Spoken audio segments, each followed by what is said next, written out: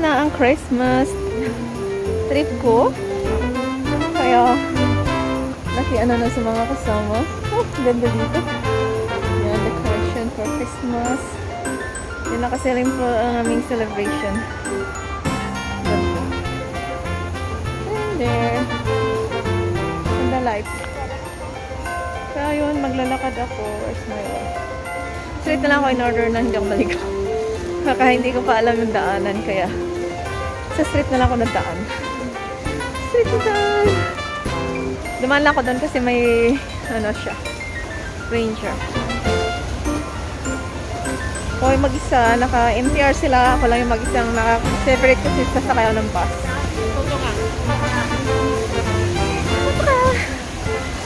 Dadaming konti dito sa fountain. Yan, kasamli ang ano, buhay ng isang OFW. Yan. Ito fountain.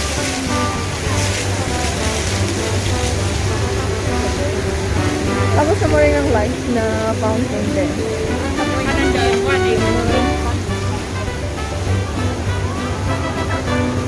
Nakatingin sila sa akin. Kasi ako nagbablog. Ayan pala. Wala akong ano, hindi ko kinuha ang aking handstick. Ang aking selfie stick. Kasi nga, ano na. So, street lang ko dito para mabilis ako. Actually, ito sa MTR station din siya. Sa kabila sila pumasok. Kaya nakamita po ko ng aking mga friendship at nakapag-share a little bit ng mga life namin. Mga baggage na kinikarry everyday. Mga problema. Ganun. So, ano kasi ang aming celebration sa aming Christmas dito sa Hong Kong. Hindi ko masyado na vlog kasi most of the times nagkantahan, nagjokihan. Ayaw ko siyang makaparade ako. Kaya yung pauwi na lang ako yun ang time na mag-vlog ako. At maraming salamat sa iyong pag-watch din. Kasi nakakalungkot lang kasi mag-isa ka lang. Pag uwi mo, mayroon pang liligpiting pusa. Ayun. So, being thankful na mayroon namang trabaho. Ganun lang. Nandito na pala ako. Nakawid ako tatawid. Kasi, ano, naka-green pa siya. So, thankfully naman, mabilis na nga akong tawid.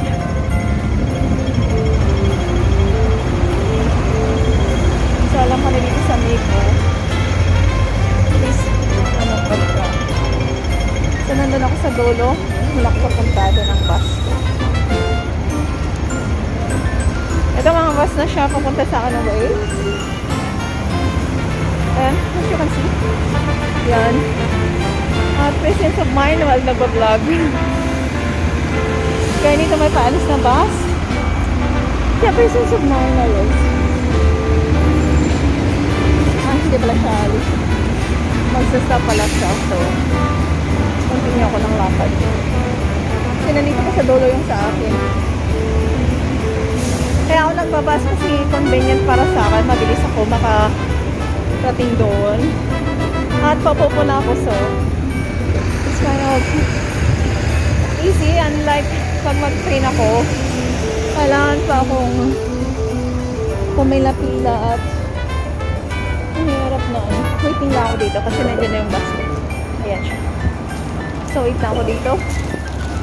Hanggang mag-open sila. Medyo ano din. Busog ako masyado. Sa daan, nagsisimula akong naglakbay sa gabi nito. Nakita ko ang iba't ibang pasilibral ng bawat tao.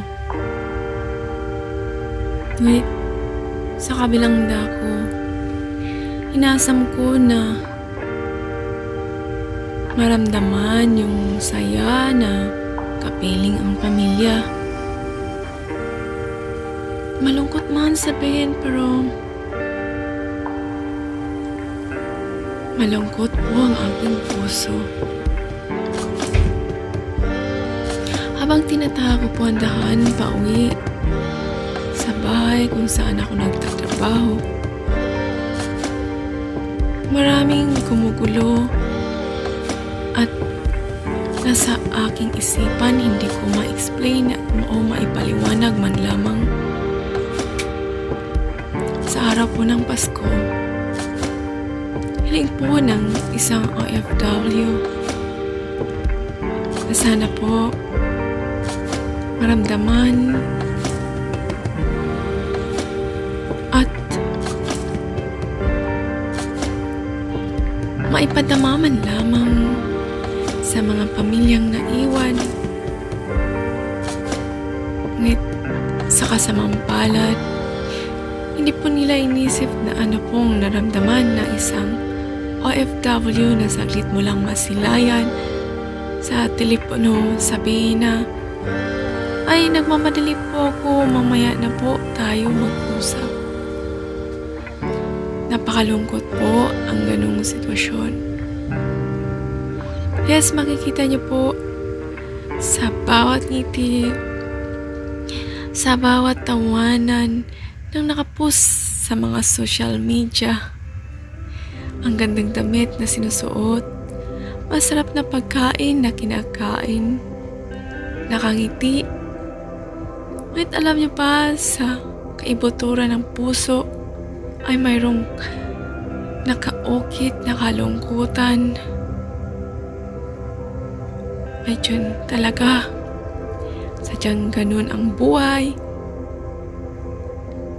Kailangan lang talagang tatalagan ang lakas ng loob para maipatuloy ano man pong nasimulan. Napaisip ako, life is like a race. At nagkakataon ding mayroong mga isang nagmamotorsiklo. Tanti ako ay nasa 50 ang mga ito. Habang tinatahak nila ang daan mag-isa, sakay sa kanilang motorsiklo, pakiramdam ko ay ganun kaming mga OFW. Habang nasa ibang bansa, nilalakbay namin ang daang nag-iisa, kasama ang aming tiwala sa may kapal at tatag ng loob upang malampasan ang mga kalungkutan na bumabalot sa bawat gabi ng aming buhay. Ang amin lamang masabi is, hindi po risk ang aming ginagawa, kundi isang tunay na mapagmahal at sakripisyo para lamang sa aming naiwan mahal sa buhay. Sa tuwing aking paglalakbay sa buhay na handog ng may kapal para sa akin, malungkot man o ano pang salimuot sa buhay na ito, sa daan ng aking buhay ay mayroon din namang kasaganaan. Buhay, pag-asa bilang isang OFW. Yes, masaya po isipin minsan nakakapunta kami sa ibang bansa at nakakapag-ano sa magandang tanawin. Ngunit sa kaibuturan ng aming puso, malulungkot ang bawat Pasko ng isang OFW. Ngunit kailangang magsakripisyo para lamang sa mga mahal naming naiwan sa Pilipinas. Ito sa tinatawag na bilang isang breadwinner ako o nag-iisang tagabigay ng pamilya ko, kakayanin ang makipot na daan na ito para lamang po sa inyo.